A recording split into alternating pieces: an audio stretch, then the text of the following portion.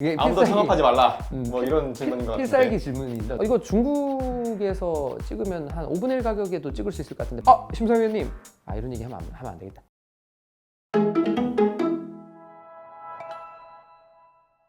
네, 안녕하세요. 상산특허법률사무소 한승재입니다. 오늘은 정부 돈으로 사업하기 2탄, 이름은 방금 지었습니다.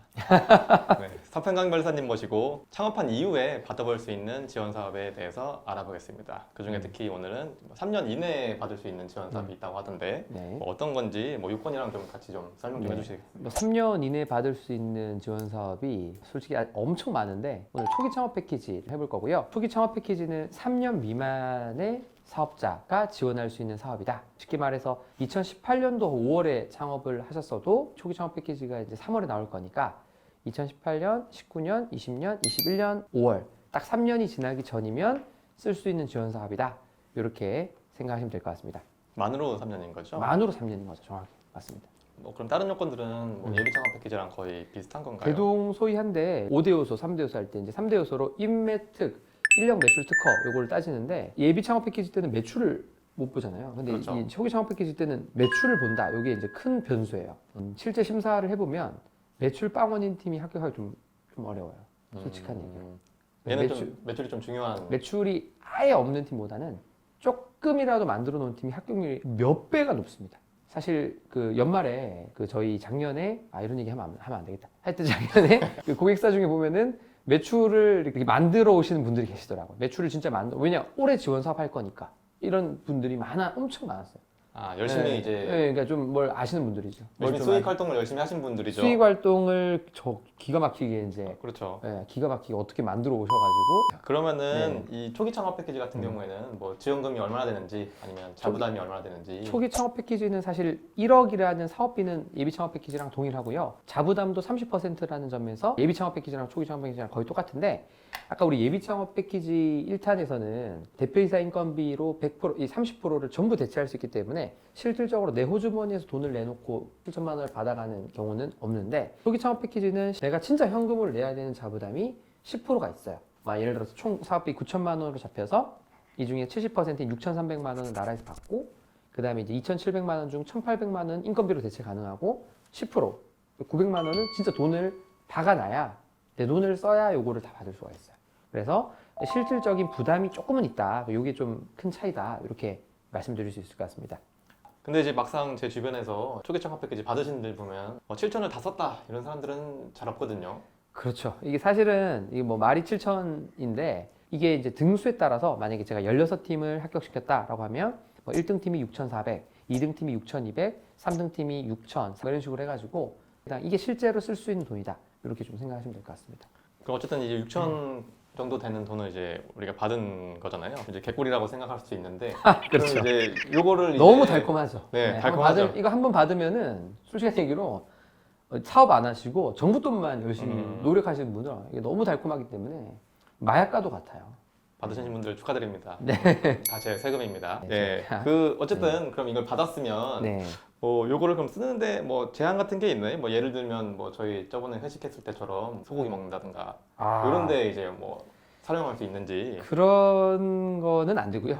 이걸 좀 주의하셔야 되는데 이 정부 돈을 내 호주머니가 넣어주는 게 아니에요. 정부 통장에 쥐고 있다가 이 사업에 한목적적으로 돈을 썼다라고 증빙을 하면 그쪽 업체로 바로 쏴주는 거예요. 예를 들어서 고객이 특허를 하고 싶다. 이 정부 돈으로 특허를 하고 싶다고 하면 저희 쪽에 찾아오셔서 정부 돈 합격했다라고 이제 얘기를 하시면 저희가 일을 먼저 일단은 해드리거든요. 견적서랑 맞춰서 저희가 업무도 다 해드리고 계산서도 발급을 다 해드리면 고객이 저희한테 주는 게 아니라 고객에 대해서 권한을 갖고 있는 국가가 그 돈을 저희한테 그냥 쏴주는 형식으로. 그래서 단순 회식비라든지 이런 쪽으로는 좀 쓰기가 어렵고 대부분 어떤 데 많이 쓰냐면 금형을 뜬다든지 마케팅비로 쓰신다든지 인건비로 쓰신다든지 특허 비용, 디자인 로고 비용, 홈페이지 제작 그렇게 많이 쓰세요. 실제 합격하시면.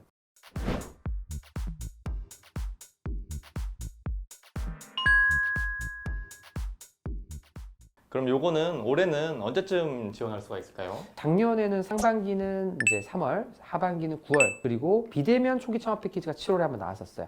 지금 1년에 3번씩 계속 지금 나오고 있거든요. 상하반기는 무조건 디폴트로 나오고 보너스로 한 번 더 나오는 건 뭐 나올 수도 있고 안 나올 수도 있는데 지금 최근 몇 년간은 계속 좀 나오는 추세다. 그러면 요거 뭐 받으신 회사 같은 거 뭐 사례 같은 거 사례들. 조금 있을까요? 저희 고객사 중에 예비 창업 패키지 합격하고 추가로 또 초기 창업 패키지까지 걸리신 분들이 굉장히 많은데요. 아까 말씀드렸던 빨대 같은 경우 분리 가능한 친환경 빨대 만드신 분도 합격자가 있으시고 뭐 이렇게 링 이렇게 해가지고 뭐 보석을 재가공해가지고 약간 집에서 놀고 있는 예물들을 재가공해서 이렇게 하겠다. 네, 네. 저희가 시간이 많지가 않아서 네, 그 정도로 하시죠. 그러면은 이제 제가 그 예비 창업 패키지 말고 네. 초기 창업 패키지도 심사를 하고 맞습니다. 있으시다고 현직으로 하고 있습니다. 들으셨는데 그럼 심사위원으로서 네. 팁 같은 거 좀 주시겠어요? 1차 심사는 서류로만 이루어지고요. 1번이 프로블럼이고요. 2번이 솔루션이에요. 예를 들어보면 이런 거죠. 동물과 관련한 어떤 사료들은 안정성에 대한 법안이 약하기 때문에 몸에 굉장히 해로운, 동물 몸에 해로운 사료도 유통이 쉽게 된다. 그래서 네. 나는 그 솔루션으로 동물들이 먹어도 타격이 없는 정말 어떤 영양사가 붙어 있는 느낌으로 이렇게 컨설팅된 어떤 사료를 제공하겠다. 그리고 3번이 자금 조달, 성장 계획입니다. 나는 자금을 일단 국가지원사업 예비창업 패키지를 좀 쓸 예정이 있고 투자를 받을 예정이 있고 앞으로 매출이 조만간 이렇게 생길 예정이 있다. 4번이 팀 구성입니다. 그래서 나는 이런 사업을 함에 있어서 내가 얼마나 전문성이 있고 업력이 있고 공부를 많이 한 사람 이런 거에 대해서 이제 어필을 해가지고 뭐 문제점 그걸 해결할 수 있는 뭐 내가 제시하는 솔루션 그다음에 자금은 어떻게 조달할 것이고 성장은 어떻게 할 것인지 그리고 맨 마지막에 이제 우리 팀원의 어떤 역량이 어떻게 되는지 이런 식으로 서류를 채우는 게 1차이고요. 2차 때는 PPT 발표를 합니다. 네. 심사위원들이 이렇게 5분 앉아 계시고요. 그래서 그렇게 이제 발표를 한 형식으로 이루어지는데 2차 때는 질의응답 시간이 있어요. 질의응답이 아주 날카로운 질의응답이 많이 들어오기 때문에 질문에 대해서 답변을 좀 미리 좀 생각을 많이 해놓으셔야 좀 이렇게 다시 디펜스를 할 수가 있어요. 그럼 이제 서벨리사님께서 심사를 하실 때 이 질문은 날카로웠다. 예, 뭐 아, 그런 게 혹시 이게 약간 있으실까요? 또 이게 지원 사업의 팁과도 연계가 되는데 발표할 때 최대한 겸손한 자세를 유지하라 이렇게 얘기하거든요. 약간이라도 교만한 자세를 취하면 심사위원들이 떨어뜨리기 위한 질문을 합니다. 제조업하는 회사가 왔어요. 근데 이런 거예요. 이거 중국에서 찍으면 한 5분의 1 가격에도 찍을 수 있을 것 같은데 방금 말씀하신 가격에 중국에서 이거 치고 들어오면 어떡하실 거죠?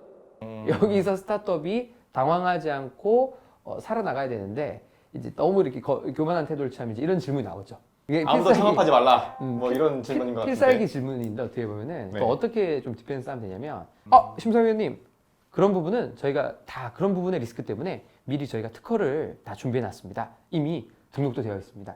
이렇게 받아치면 심사위원이 그 짧은 시간 안에 특허가 그게 확실히 제대로 보호되고 있어요? 특허 한번 봅시다. 하면서 막 이렇게 검토할 시간이 없어요. 그래서 그냥 그렇게 공을 딱 쳐버리면 다음 질문으로 바로 넘어가기 때문에 그렇게 디펜스 하는 게 사실 최적의 방법이라서 지원사업 3대 요새 인매특 괜히 들어가는 게 아니라 특허 없으면은 그 필살기 질문 나오면 바로 떨어집니다.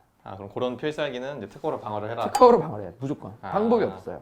최고 디펜스하기 쉬운 논리다 보니까 특허 고객사들이 합격률이 좀 높은 이유가 그런 부분에 있는 것 같습니다. 제가 봤을 때는. 그러면은 예비 창업 패키지와 동일하게 초기 창업 패키지도 우수기업 같은 게 있을까요? 네, 있습니다. 아까 예비 창업 패키지 때도 우수기업이 되면 초기 창업 패키지 때 서류 면제 말씀을 드렸는데 초기 창업 패키지도 마찬가지로 그 다음 지원 사업이 도약 패키지라고 3억짜리가 있는데 거기 지원 사업으로 갈 때 또 서류 심사가 엄청 빡세요. 한 20대 1 됐는데 초기 창업 패키지에서 우수기업으로 뭐 매출, 고용, 투자, 특허, 수출 뭐 이런 걸 맞춰 놓으면은 그 다음 도약 패키지 들어갈 때 서류가 면제 바로 최종 심사부터 볼 수 있는 그런 우수 그게 있다 이렇게 답변 드릴 수 있을 것 같습니다.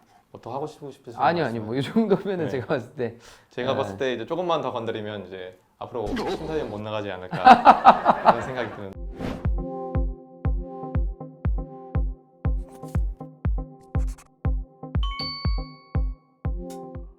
네, 네. 창진원의 가이드를 준수하고 있습니다. 회사 보호 차원에서 여기까지 네. 하도록 하겠습니다.